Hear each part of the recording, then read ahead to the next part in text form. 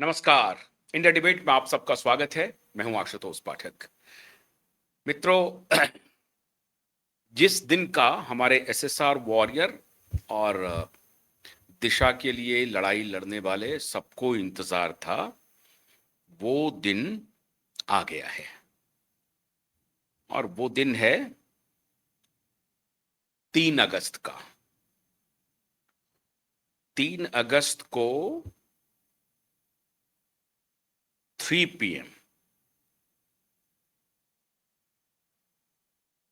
अनूर परिपति versus, ये तो 3 बजे का है इनका, और सेकेंड हाफ में टेंटेटिव वेंचर्स इन वर्क्स एवेना। हाँ, तो सीरियल नंबर दिशा सालियान्स केस जो लिस्ट हुआ है वो सीरियल नंबर 22 पे लिस्ट हुआ है। 1 to 5 are in second half. तो जो पहले का जो सीरियल नंबर है उसको सेकेंड हाफ में है, means board will start from serial number 6। अच्छा, तो 22 नंबर सीरियल पे है दिशा का केस 3 तारीख को, यानी परसों सोमवार को।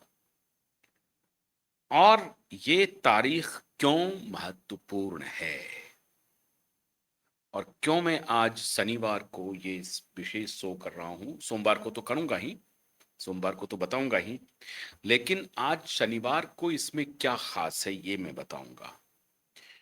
पिछली सुनवाई पर, जो पिछली सुनवाई हुई थी, उस सुनवाई पे नीलेश ओझा जी ने और उनके साथी वकीलों ने, मतलब सतीश सालियान जी के वकीलों ने डिमांड किया मिलॉर्ड से कि ये जो पब्लिक प्रोसिक्यूटर है ये बार बार झूठ बोल रहे हैं, और जिस केस की सुनवाई सिर्फ 15 मिनट में कंक्लूड हो सकती है उसको 15 से 18 महीने इन लोगों ने खींच लिया है, और 15 महीने से लगातार एडजर्नमेंट ले रही है ये, लगातार।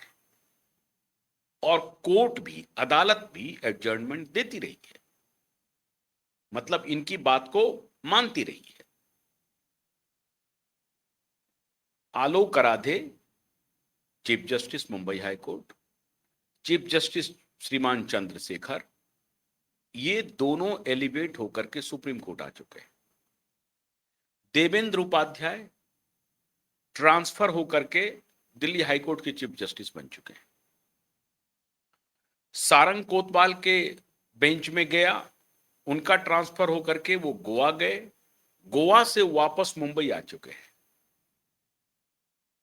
जस्टिस भोसले और जस्टिस गडकरी, इन दोनों की बेंच ने लगभग 3-4 महीने निकाल दिए। फिर एक दूसरे जज के बेंच में गया, उस जज ने खुद को बाहर निकाल लिया, सुनवाई से ही बाहर रिक्यूज कर दिया। रिक्यूजल का मतलब होता है कि जज ने खुद ही कहा कि मैं इस केस में नहीं रह सकता हूं, क्योंकि मैं जो दूसरा केस है इसी से रिलेटेड, मतलब दिशा और सुशांत दोनों से रिलेटेड जो एक केस है उसमें मैं सीबीआई का वकील रहा हूं। हाँ, वजब हालत है। अरे सीबीआई के वकील रहे तो क्या आप यहां न्याय नहीं करेंगे क्या खुद ही? तो मैं वकील रहा हूं इसलिए मैं खुद को रिक्यूज करता हूं। तो उस जज महोदय ने रिक्यूज कर लिया। एक और जज ने खुद को सुनवाई से अलग किया। कौन जज थे वो जज जिन्होंने कहा, उन्होंने कहा कि मैं दिशा की सोसाइटी में रहता हूं, इस वजह से मुझे इस केस की सुनवाई नहीं करनी है। तर्क देखते जाइए। 3 जज में 2 एलिवेट होकर के सुप्रीम कोर्ट के जज बन गए, एक ट्रांसफर होकर के दिल्ली हाई कोर्ट के चीफ जस्टिस बन गए, एक जज जो सबसे पहले जिनके बेंच में, सबसे पहले तो रेवती मोहिते डेरे के बेंच में गया था, जहां पर कि सतीश सालियान के वकील ने रिक्यूज करने का अर्जी लगाया, कहा कि ये नहीं सुन सकती हैं क्योंकि यहाँ पर कॉन्फ्लिक्ट ऑफ इंटरेस्ट है। इनकी जो बहन है वो एनसीपी के नेता हैं और एनसीपी और अभी इनके बीच में साठगांठ है, आदित्य ठाकरे और उद्धव ठाकरे की पार्टी शिवसेना के बीच में, इसलिए। और इसके पहले भी जो उनकी सुनवाई रही है उसमें बहुत ही फेवरेबल इनका डिसीजन रहा है। रिया चक्रवर्ती को इन्होंने बिल्कुल बरी कर दिया और सीबीआई को फटकार लगाई, जबकि सीबीआई ने कहा कि दिशा सालियान के मामले में एसआईटी एक्सपेडाइट हुई है। क्योंकि जो हमारे दर्शक को याद नहीं है उनको मैं बताऊं कि सितंबर में हमने दिल्ली में जनता की अदालत लगाई, क्यूआई नेटवर्क का था और मुंबई के supreme court high court litigant association के ज्वाइंट इसमें ये कार्यक्रम हुआ। अक्टूबर नवंबर में पीआईएल फाइल हुआ मुंबई हाई कोर्ट में, और उसके बाद पीआईएल फाइल होने के बाद पूरे देश में हाहाकार मचा, खबरें आई, पूरी मीडिया ने कवर की। उसके बाद जो महाराष्ट्र सरकार थी उन्होंने एसआईटी का गठन किया। ये सब आपको जानकारी है, मैं कई बार आपको बता चुका हूं, फिर बता रहा हूं।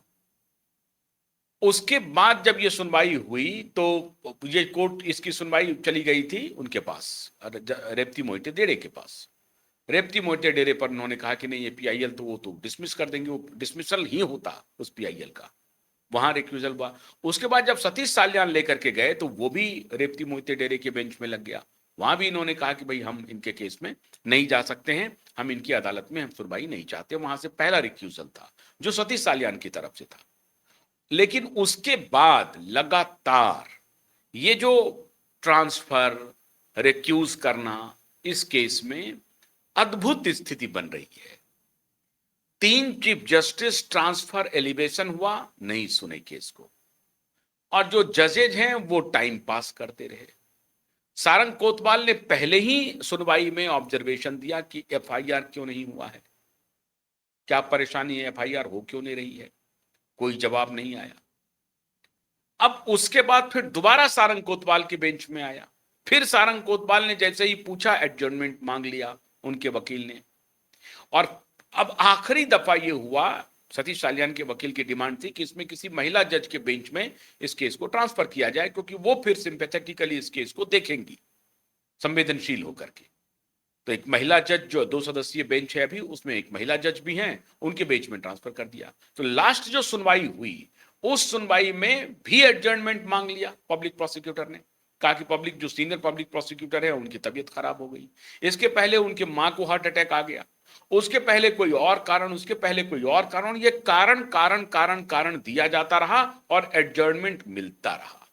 मैं पूरी जिम्मेदारी के साथ और विनम्रता पूर्वक ये आरोप लगा रहा हूं कि इस पूरे प्रकरण में सुनवाई अगर नहीं हो रही है तो कोर्ट पार्टी बनने जा रही है, अदालत को पार्टी बनाया जाएगा और अदालत को पार्टी जनता की अदालत में बनाया जाएगा। जब इस केस के सारे मैंने आपको आधार दे दिए, जनता तय करे कि 3 जजेस, तीनों ने सुनवाई की। याद रखिए, आलोक आराधे आए थे तो 7 दिन के अंदर में उन्होंने फाइल मंगा करके इस पर सुनवाई शुरू कर दी थी। उसके बाद चंद्रशेखर आए, उन्होंने भी सुनवाई शुरू की। देवेंद्र उपाध्याय ने सुनवाई ही नहीं की, ये 1.5 साल तक पीआईएल पड़ा रहा, पीआईएल की सुनवाई नहीं की। सतीश साल्यान के पिटीशन जब आए मार्च 2025 में, तब वो थे नहीं, आलोक आराधे आ गए थे, तब तक उनका ट्रांसफर करा लिया था उन्होंने। मतलब नवंबर 2023 से मार्च 2025 तक पीआईएल की सुनवाई देवेंद्र उपाध्याय ने नहीं की। चीफ जस्टिस, जो अभी देवेंद्र उपाध्याय चीफ जस्टिस है दिल्ली हाई कोर्ट के, इन्होंने नहीं की, तवज्जो ही नहीं दिया। नवंबर से लेकर के 2025 तक, 1.5 साल तक इस चीफ जस्टिस, जो अभी दिल्ली हाई कोर्ट के चीफ जस्टिस हैं, उन्होंने सुनवाई नहीं की, जबकि उनका पूरा अधिकार होना चाहिए था, उनका होना चाहिए था। कितना सेंसिटिव केस है, जरूर सुन लेते हैं क्या मामला है, सुना ही नहीं, टाइम ही नहीं दिया।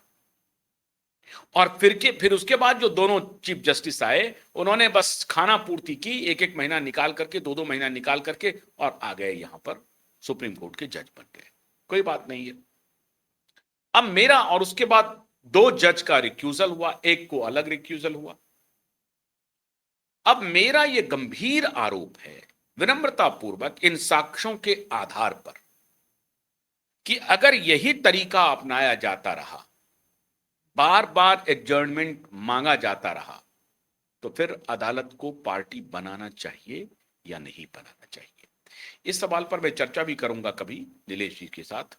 लेकिन मेरा यह मन कहता है, और मैं समझता हूं कि आप सब भी इस बात से इत्तेफाक रखेंगे, कि अगर लगातार बोनाफाइड केस होने के बाद, सारे बोनाफाइड केस लॉ प्रेजेंट होने के बाद अगर ये मुलतवी हो रहा है, तो अदालत की नीयत पर भी शक जरूर करना चाहिए और ये सवाल उठाना चाहिए। तो ये सवाल उठ गया, पहली बात। अब दूसरी बात ये कि ये जो 3 अगस्त की तारीख है, ये तारीख क्यों महत्वपूर्ण है?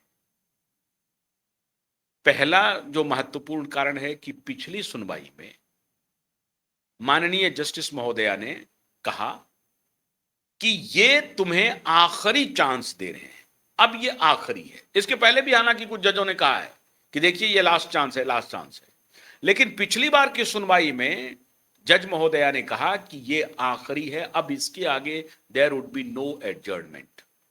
तो अगली तारीख पे अपने सारे सवाल के जवाब लेकर के हाजिर रहो, एडजर्नमेंट नहीं होगा।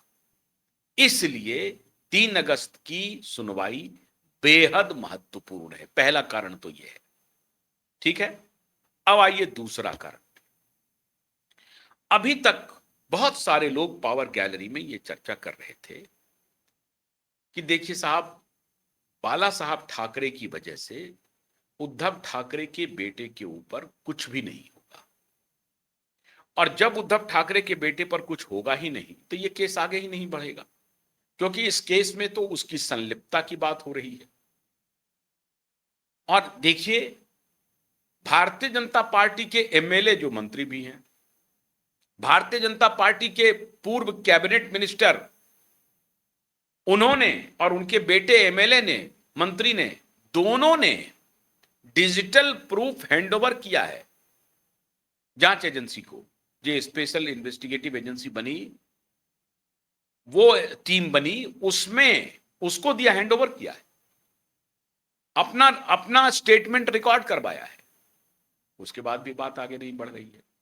तो भारतीय जनता पार्टी के एमएलए, भारतीय जनता पार्टी के मंत्री, छोटे मोटे नहीं, कद्दावर नेता नीलेश राणे, उनके बेटे नितेश राणे, इन दोनों ने मिलकर के डिजिटल प्रूफ मुहैया कराया, बावजूद सुनवाई नहीं। तो पावर गैलरी में यह चर्चा होती थी कि साहब इसलिए उनको बचाया जा रहा है। एक तो कभी मोदी और शाह को बाला साहब ठाकरे ने अपने जमाने में कोई मदद किया था, एक बात यह होती है। दूसरी बात यह है कि साहब केंद्र में भारतीय जनता पार्टी की सरकार जो है वो लेमडक गवर्नमेंट है, मतलब 2 पार्टियों के समर्थन से यह सरकार मेजॉरिटी पाई है। उसमें एक है जेडीयू और दूसरे है चंद्रबाबू नायडू। अब इन दोनों के साथ अगर कोई रिश्ते बिगड़ते हैं तो जो पुराने सहयोगी रहे हैं उनको इस हद तक परेशान नहीं किया जाएगा ताकि वो हमें समर्थन ना दें। इसलिए इस भाव से उनको बचाया जा रहा है। तो पहला तो यह हुआ कि बाला साहब ठाकरे का कुछ उपकार है मोदी और शाह दोनों के ऊपर, इस वजह से यह कार्रवाई टलती जा रही है।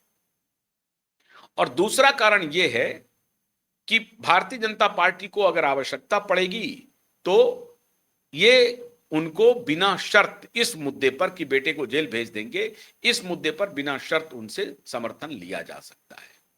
तो भविष्य में कोई अगर ऐसी परिस्थिति उत्पन्न होती है तो उससे निपटने के लिए मोदी शाह की ये रणनीतिक चाल है और इसलिए उनको बचा रही है। राजनीतिक रूप से मटियामेट हो गया, मुंह की खानी पड़ी, लोकसभा में खत्म, विधानसभा में खत्म, जो मुंबई म्युनिसिपल कॉरपोरेशन है उसमें खत्म। तो आय का स्रोत खत्म कर दिया है शाह और मोदी ने उसको, बस उसको खाली जिंदा रखा हुआ है। तो जेल जाने पर भी जिंदा ही रहेगा, क्या होगा? कुछ भी तो होगा नहीं। अब जो मर गया वो वापस आएगा नहीं, तो ज्यादा से ज्यादा जेल जाएगा। जेल से ज्यादा अच्छा है कि उसको बाहर रह करके परेशान करो। ये पावर गैलरी की चर्चा होती है कि उसको जेल जाने से बेहतर है कि उसको बाहर में रख करके इतना परेशान करो, इतना परेशान करो कि वो जिंदा भी रहे, सांस भी लेते रहे, और आवश्यकता पड़े तो उसकी सांस को हम अपने तरफ भी खींच लें, मतलब हमें भी ऑक्सीजन मिल जाए। अगर ऑक्सीजन की नली उसको लगा दें तो बस उसको लगा करके दूसरी ऑक्सीजन की नली अपने तरफ रख लें, हमको भी मदद मिलते रहे। ये एक कयास मजबूती से लगाए जाते हैं। हो सकता है कि बहुत हद तक इसमें सच्चाई भी हो, लेकिन अब परिस्थिति हो गई है भिन्न। मैंने कहा आपको कि क्यों ये 3 तारीख महत्वपूर्ण है। अब ये परिस्थिति हो गई है भिन्न, बदल गई है। कैसे? ऐसे कि एकनाथ शिंदे ने जो काम अमित शाह और मोदी को करना था, उनका समर्थन लेना था उनकी पार्टी का लोकसभा के लिए, मतलब केंद्र के लिए। केंद्र में उनकी पार्टी का समर्थन मिल जाए, पार्टी का ना मिले लेकिन उनके नेता का मिल जाए तो बहुत अच्छी बात हो जाए। तो हुआ कि भाई उनके नेता को ले आओ, 1-2 को छोड़ दो, बाकी 6-7 जो आना चाहता है आ जाए। तो 6 सांसद को एकनाथ शिंदे जी ने अपने पाले में कर लिया, उनको वैधता मिल गई। सुप्रीम कोर्ट जो पहुंचे थे माननीय सिब्बल जी वगैरह, उसकी कोई बहुत ज्यादा महत्व नहीं है। वो 6 के 6 सांसद एंटी डिफेक्शन के लिए जो उपयुक्त नंबर चाहिए, डिजायरेबल जो नंबर चाहिए, उतना पूरा करते हुए 6 सांसदों को लेकर के 9 में से 6 हो गया, तो एंटी डिफेक्शन लागू नहीं होगा क्योंकि बहुमत हो गया। तो 6 सांसद लेकर के वो एकनाथ शिंदे में आ गए और एकनाथ शिंदे एनडीए के पार्टनर हैं। अब लोग कहते हैं कि on the pretext of, on the advice of Modi and Shah, Eknath Shinde delivered his work. और क्या था उनका वर्क? कि उनको तोड़ करके, शिवसेना यूबीटी को तोड़ करके उनके सांसदों को अपने साथ ले आए। और ये जब तक नहीं हो जाता था तब तक उनको लीज ऑफ लाइफ देते रहना, ये सुनवाई को टालते रहना। अब उनके पास ये स्टॉक नहीं है, तो जब ये स्टॉक नहीं है तो वो कहां पर शेयर का क्या खेल करेंगे? शेयर ही खत्म हो गया ना, शेयर ही चला गया आपका। तो अब बार्गेन की जो उनकी कैपेसिटी है वो खत्म हो गई। मतलब उद्धव ठाकरे और आदित्य ठाकरे दोनों इस पोजीशन में नहीं है कि वो सरकार को यह भी कह सके कि साहब हम बिना शर्त आपको समर्थन दे रहे हैं, जिसमें कोई बार्गेनिंग नहीं है, बस मेरा लिहाज कर लीजिएगा, मैं बिना शर्त समर्थन देने के लिए तैयार हूं। यह बात इस छोटे ठाकरे ने जब उनकी पार्टी टूट रही थी उसके कुछ दिन पहले कही थी यह बात कि लगता है कि अब मेरा बिल्कुल अंतिम समय आ गया है, अब मुझे जाना ही पड़ेगा जेल। तब उसने यह बात कही कि महिला आरक्षण और परिसीमन के मुद्दे पर हम सरकार के साथ हैं, हम सरकार को समर्थन देंगे। इशारा किया कि मत तोड़िए, आपको जो चाहिए हम आपके साथ खड़े हैं। अतीक अहमद की तरह अतीक अहमद ने कहा था कि अब तो हम मिट्टी में मिल चुके हैं, अब क्यों मुझे मिट्टी में मिलाने पे लगे हुए? नहीं रहा गया। खैर वो तो योगी का शासन है, आपको मालूम भी है, तो मिट्टी में मिल गया। यहां पे ये सज्जन कह रहे थे, मतलब दुर्जन, सज्जन कहना उचित नहीं होगा, तो ये जो दुर्जन हैं वो कह रहे थे कि हम बिना शर्त आपको समर्थन देने के लिए तैयार हैं, मेरी पार्टी को मत तोड़िए। नहीं हुआ ऐसा, पार्टी टूट गई। अब वो ये स्थिति में भी नहीं है कि ये भी कह सकें कि मैं बिना शर्त समर्थन देने के लिए खड़ा हूं। अब खड़ा हूं नहीं हूं, समर्थन दे रहे हो नहीं दे रहे हो, वो बिल्कुल इममटेरियल हो गया। आपकी कोई उपयोगिता नहीं रही, कोई सिग्निफिकेंस नहीं रहा, खत्म हो गया। नॉन एग्जिस्टेंट की तरह अब ये भारतीय जनता पार्टी आपको प्रयोग कर रही है। आपसे जो यही एक जो अपेक्षा थी, क्यों? क्योंकि विधानसभा में ब्रूट मेजॉरिटी में भारतीय जनता पार्टी है 132, और इनको समर्थन की किसी की आवश्यकता नहीं है। जो बाकी जो हैं, अजित पवार की एनसीपी और एकनाथ शिंदे की ब्रूट मेजॉरिटी में है, तो वहां पर विधायकों की आवश्यकता है नहीं। आवश्यकता अगर किसी की थी तो सांसदों की थी, और सांसदों को ही अपने पाले में करने के लिए आखिरी आखिरी में कहा कि हम समर्थन देंगे, नहीं हुआ, और कहा कि नहीं हमको ये कुछ नहीं चाहिए। अब सांसद आ गए हैं इधर, अब एक सेफ खेल खेलना है मोदी और शाह। वो खेल है कि भाई हम कोई विंटिक्टिव होकर के बदले की राजनीति से हम कोई कार्रवाई नहीं करते। भले ही मोदी और शाह पर यह तोहमत आ जाए कि मोदी और शाह बचा रहे हैं, भले ही यह तोहमत आ जाए कि आप बाला साहब ठाकरे के ऋण को मोदी और शाह उतार रहे हैं, यह कबूल है, लेकिन यह आरोप कबूल नहीं है कि मोदी और शाह ने बदले की राजनीति के लिए आदित्य ठाकरे को जेल भेज दिया। तो मोदी और शाह और फडणवीस इसमें एकदम से इंडिफरेंट हो जाएंगे। पार्टी टूट गई, खत्म हो चुकी है पार्टी, पार्टी अब है नहीं, जिसकी आवश्यकता थी भारतीय जनता पार्टी को वो काम हो गया, पूरा हो गया। तो अब मोदी और शाह के लिए नॉन एग्जिस्टेंट है, अस्तित्व में ही नहीं है। उधर ना आंख है, ना कान है, ना दिमाग है, कोई मतलब नहीं है। तो जब ये मैसेज चला जाएगा तो आप ये नहीं कह सकते हैं कि मोदी साहब विंडिक्टिव होकर के कर रहे हैं। अब विंडिक्टिव होने का बात क्या जरूरत क्या है?